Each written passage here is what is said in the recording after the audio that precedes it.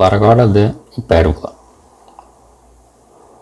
Então, dados de novo dois pontos no plano, os focos, e um certo número real positivo, vamos chamar hipérbola de focos f e f' ao conjunto dos pontos P do plano, cuja diferença das distâncias aos pontos f e f' é em valor absoluto igual a 2 vezes a. Okay? Se um ponto P pertence à hipérbola, se e só se a distância de P ao f' menos a distância de P ao f em módulo é igual a 2a. A hipérbola vai ter dois ramos. Um é formado pelos pontos em que a diferença é positiva, igual a 2a, e outro formado pelos pontos em que a diferença é negativa, igual a menos 2a. Para obter a equação da hipérbola, na sua fórmula mais simples, vamos tomar um plano com um sistema de eixos ortogonais relativamente aos quais as coordenadas dos focos são, da mesma forma que fizemos com a elipse, C0 e menos C0. Ok? Então, geometricamente, né, temos aqui um dos ramos de hipérbola, temos aqui outro ramo de hipérbola, temos aqui o foco em C0, outro foco em menos C0, temos aqui os vértices, um da hipérbola, A e A', né? Temos aqui o C, que é a distância do F à origem, né? Ao centro da hipérbola, menos C aqui também, okay? E depois temos estes valores A e B que correspondem aos semi-eixos. Aqui observemos que, neste caso, né, temos uma relação um pouco diferente, C² vai ser igual a A² mais B². Vamos já falar sobre isso. Certo? Então, se a diferença for positiva, o ponto dizemos que está no ramo direito da hipérbola, se a diferença for negativa, dizemos que ele está no ramo esquerdo da hipérbola. No sistema de coordenadas que nós escolhemos, Pxy está no ramo direito da hipérbola, então o menos xy simétrico de P passa para o lado esquerdo e vice-versa. Então a hipérbola tem um eixo de simetria, okay? No eixo y, de facto. Ou seja, os dois ramos da hipérbola são linhas simétricas em relação ao eixo y. Então, para achar a equação de um dos ramos da hipérbola, por exemplo, o ramo direito, nós escrevemos a distância do P ao f' é igual à distância do P ao f mais 2a em coordenadas, né? Como o f é C0 f' menos C0 e o ponto P é xy, então ficamos com esta expressão. Vamos elevar tudo ao quadrado, como normalmente, elevando ao quadrado, simplificando, chegamos a este tipo de expressão, elevamos novamente ao quadrado e chegamos a uma expressão deste tipo e vamos chamar isto aqui de B, né? Assim, vamos chamar de B e vamos obter no final, dividindo tudo pela constante que está do outro lado da igualdade, ficamos com esta expressão x² sobre a² menos y² sobre b² igual a 1, certo? Em que o A é tal metade da diferença das distâncias dos pontos aos focos, o B é obtido como c² menos a², em que o C é metade da distância entre os focos. Okay? E isto aqui é uma hipérbola com o eixo horizontal. Já se o P xy estivesse no ramo esquerdo, certo? Então o ponto menos xy estaria no ramo direito e, portanto, ainda vale a mesma equação, porque a equação envolve x², né? Portanto, não faz diferença trocar o valor ao x.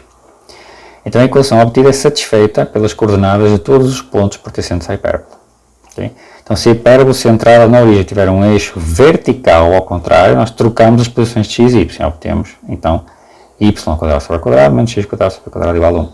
Okay? Isso é o caso do eixo vertical. Nós vimos atrás o caso do eixo horizontal. Tal como no caso da elipse, não só as coordenadas dos pontos da hipérbola satisfazem a equação obtida acima, mas também temos o recíproco, ou seja, se o ponto tem coordenadas x e y que satisfazem a equação da hipérbola, nós podemos mostrar que, de fato, ele satisfaz que a distância do P a um dos focos menos a distância do P a um outro foco em módulo é sempre constante, igual a 2a. Okay? Novamente, o argumento pormenorizado pode ser encontrado no livro-texto recomendado do curso. Os elementos da hipérbole, né, são de uma maneira semelhante à elipse, né, são os vértices, o ponto A e A' onde a hipérbole intersecta o eixo. Okay? O segmento AA' chama-se o eixo da hipérbole e o segmento BB' com o B sendo o 0Bzinho e o 0 menos Bzinho chama-se eixo conjugado da hipérbole. Okay? Os pontos B e B', atenção, eles não pertencem à hipérbole, mas os pontos AA' sim. Okay? Eles são interseções da hipérbole com o eixo da hipérbole. As retas y igual a b sobre ax e y igual a menos b sobre ax chamam-se assíntotas da hipérbole. Porquê? Porque para valores muito grandes do x a hipérbole torna-se quase indistinguível das assíntotas. Ela vai convergir para si, fica muito próxima das assíntotas. A excentricidade da hipérbole também é dada pelo c sobre a. Ok? Mas agora c quadrado é igual a quadrado mais b quadrado. Certo? Então, observem que E agora é maior que 1, ao contrário da elipse, onde o E estava entre 0 e 1. Okay?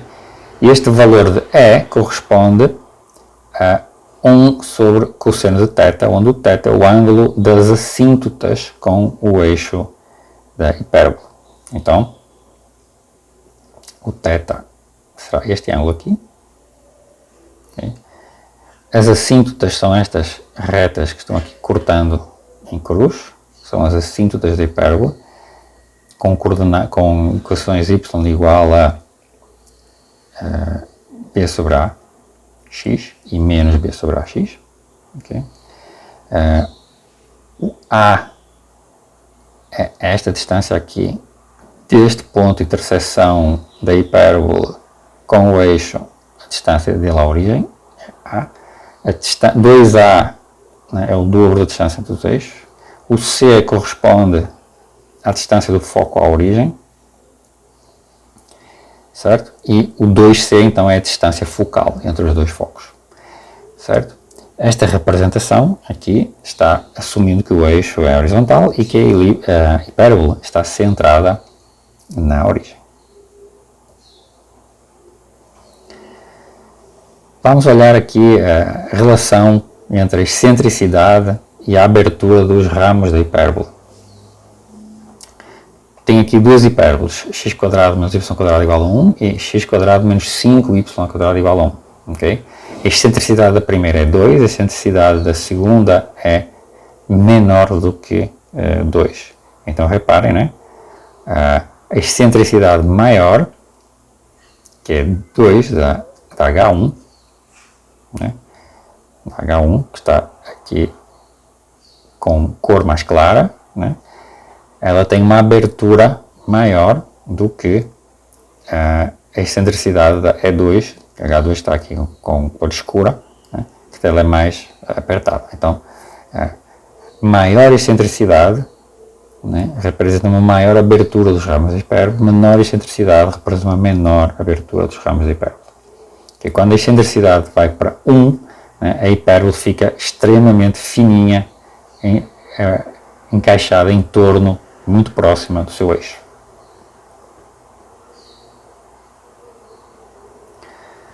Exemplos de uso destas noções. Determine os elementos da hipérbole de equação x² menos 2y² menos 8 igual a 0. Bom, nós podemos transformar isto numa equação da hipérbole, uma diferença de quadrados, como simplesmente passamos o 8 para o lado de cá, dividimos tudo por 8 e ficamos com x² sobre 8 mais y² sobre 4 igual a 1. Portanto, temos eixo horizontal, a² igual a 8 e b² igual a 4. Certo? Então o c², que é a² mais b², passa a ser 12. Okay? E os focos, então, quais são? Uma vez que o eixo é horizontal, o foco vai ser menos raiz de c, raiz de c², perdão, que é menos c, né? Que é menos raiz de 12, e c0, ou seja, raiz de 12, 0. Então temos aqui os focos. Os vértices vão ser mais ou menos A0, Ora, o A é 8, então o foco é mais ou menos raiz de 8, 0. E a excentricidade é de novo C sobre A, já determinamos o C é raiz de 12, o A é raiz de 8, então C sobre A é raiz de 3 meios. Okay? As assíntotas são dadas pelas retas de equação y igual a mais ou menos b sobre ax e b sobre a é raiz de 2 sobre 2. Para uma outra hipérbole, vamos determinar os vértices, os focos e a excentricidade e dar uma olhada no gráfico. Então, a hipérbole agora é 9x² menos 4y² menos 18x menos 16y menos 43 igual a 0. Estamos numa situação semelhante àquela outra situação que nós vimos no caso da elipse, em que é necessário completar quadrados, certo? Então, nós vamos completar os quadrados. Então, ficamos com o 9x² vai se juntar com o menos 18x mais alguma coisa, o 4y² vai se juntar com o 16y, né, mais alguma coisa. Aqui temos sinal negativo, então pomos aqui o sinal indicado. E o que é que nós vamos fazer aparecer aqui, né? Bom, eu poderia ter colocado o 9 em evidência aqui, poderia ter ficado com x² menos 2x, com o 9 por fora. Optei por não fazer isso. Okay?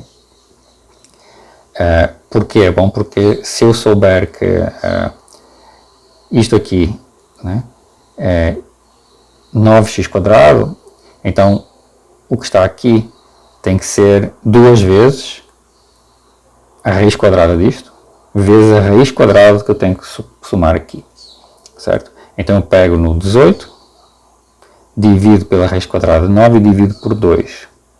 E isso é o que eu tenho que adicionar para formar um quadrado, mas tenho que adicionar ao quadrado, okay? Por causa da fórmula do quadrado da soma. Analogamente, deste lado tenho 4y² mais 16y, eu pego no 16, divido por raiz de 4 e divido por 2. E este número é exatamente elevado ao quadrado, que eu tenho que somar aqui. Okay? Então, ao mesmo tempo que eu vou somar deste lado, para compensar tenho que somar do outro lado da identidade, da igualdade, com os números correspondentes. Okay?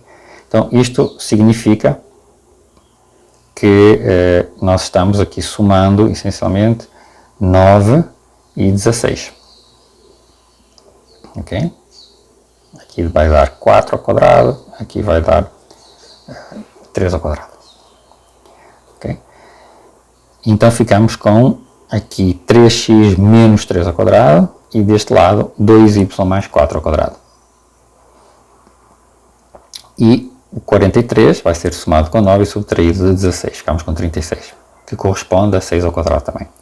A partir daí eu divido tudo por 36 e ficamos com 9x menos 1² sobre 36 menos 4y mais 2² sobre 36, porque eu coloquei em evidência os fatores comuns aqui dentro. E portanto isto é a mesma coisa que x menos 1² sobre 4, que é 2², e y mais 2² sobre 9. Este 4 aqui não deveria estar aqui. Certo? Então nós temos aqui uma equação de uma hipérbole, né? Também com eixo horizontal. O centro dela vai ser 1 menos 2. Okay?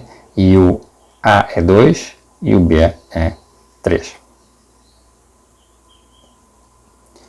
Ou seja, eixo horizontal, A igual a 2, B igual a 3 e centro 1 menos 2.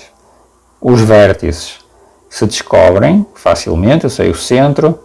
Para determinar A, eu subtraio e adiciono A vezes o vetor unitário na direção horizontal, porque o eixo horizontal. Okay? Somo e subtraio, obtenho menos 1, menos 2 e 3 menos 2.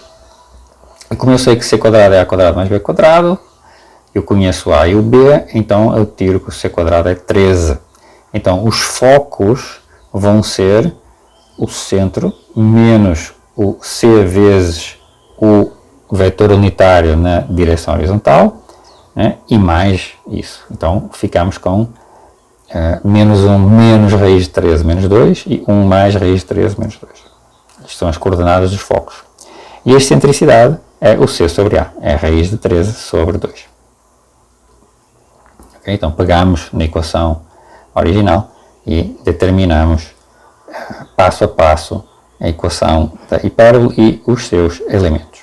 Isto aqui é um esboço da hipérbole, o centro em 1 menos 2, os vértices, o vértice em menos 1 menos 2, em 3 menos 2, os focos aproximadamente marcados e como o eixo é horizontal, né? O eixo é esta reta horizontal, então a hipérbole tem este tipo de cara, né? Esse é o esboço da hipérbole. Vamos começar por ver vamos ver agora um pequeno exemplo de mudança de coordenadas, que é bem interessante. Suponhamos que eu pego esta função, a função 1 sobre x, e o gráfico, né, é este conjunto. E vamos ver, portanto, o gráfico é y igual a 1 sobre x para x positivo. Vamos ver que este conjunto de pontos é um ramo da hipérbole. Tá? Então, para provar isso, nós vamos introduzir no plano um novo sistema de coordenadas, chamado OST, que tem a mesma origem, e os eixos OS e OT formam ângulos de 45 graus com os eixos antigos. Nós vamos chamar de Szinho, Tzinho, as coordenadas de um ponto nesses novos eixos. E vamos obter a equação de G em termos de ST. Okay? Então, para isso eu preciso de exprimir o x e o y em função das novas coordenadas ST e depois substituir na definição de G. Então, observemos que num triângulo retângulo, os ângulos agudos medem π sobre 4 e, portanto, cada cateto é raiz de 2 sobre 2 vezes a hipotenusa. Okay? Porque é o seno e o cosseno de π sobre 4. Então, representando aqui um ponto P qualquer do plano, os eixos x e y e os eixos S e T, que fazem ângulos de 45 graus com os eixos usuais. Okay? Então, observem que se eu pegar no ponto P e tentar determinar as coordenadas dos novos eixos, eu vou ter que passar uma perpendicular por P, perpendicular ao eixo S e uma perpendicular ao eixo T passando por P também, né? E os pontos de interseção dessas retas perpendiculares vão me dar aqui a coordenada S, este comprimento, e aqui a coordenada T, que é este comprimento aqui. Quais são as relações disto com o X? Bom, observem, eu tenho aqui um triângulo retângulo, okay? E este lado eu posso tentar calcular. Então, este lado aqui é de facto t raiz de 2 sobre 2, né? Porque eu tenho t é a hipotenusa de um triângulo retângulo com ângulo de 45 graus aqui, né? Aqui é ângulo reto, perdão, aqui é um ângulo de 45 graus. Sim? E eu também sei que este pedacinho aqui é t raiz de 2 sobre 2 pela mesma razão. Ok? Certo? E por outro lado, este ponto aqui, que corresponde a este comprimento aqui, este ponto aqui, tem coordenada S raiz de 2 sobre 2 pelo mesmo tipo de relação. Eu tenho aqui S, tem aqui ângulo de 45 graus, tem aqui o triângulo retângulo, então este lado tem que ser a hipotenusa vezes raiz de 2 sobre 2. Então, estas equações, estas relações podem ser traduzidas deste jeito, né?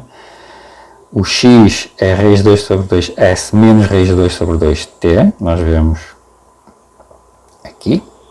O x é S raiz de 2 sobre 2 menos este pedaço aqui, que é T raiz de 2 sobre 2. Né? E no elemento y é raiz de 2 sobre 2S mais raiz de 2 sobre 2t. Okay? Supondo que o x e o y é positivo. Okay? E nesse caso vai ser positivo. Bom, então, XY está no gráfico G, se e só se x é positivo e x vezes y igual a 1. Okay? Mas, se o x e o y são dados por estas expressões nas coordenadas novas, então nós temos que ter S positivo e este produto igual a 1. Mas isto é exatamente uma diferença de quadrados. Isto é a mesma coisa que S ao quadrado sobre 2 menos t quadrado sobre 2. Tá? Ou seja, S quadrado sobre A quadrado menos t quadrado sobre B quadrado, em que A quadrado igual a B quadrado igual a 2. Ou seja, P, né, nosso gráfico de 1 sobre x, pertence ao lado direito de uma hipérbole cujo eixo é a reta OS, ou seja, a bissetriz de quadrantes ímpares nas coordenadas originais. Okay? Então, esta mudança de coordenadas, né, vai nos permitir enxergar este lado como metade de uma hipérbole. Ok? Só que agora as assíntotas são os eixos x e y e o eixo é bissetriz de quadrantes ímpares. Então isto mostra que nós podemos ter figuras no plano, né, que são secções cónicas, mas que não estão com os eixos paralelos, né, aos eixos usuais. Então nós aí precisamos de fazer uma mudança de coordenadas especiais para podermos reconhecer qual é o tipo de equação que nós temos. Okay? Nós vamos falar sobre isso mais na frente. Em seguida, vamos tratar de um outro tipo de seções cónicas no plano, a parábola.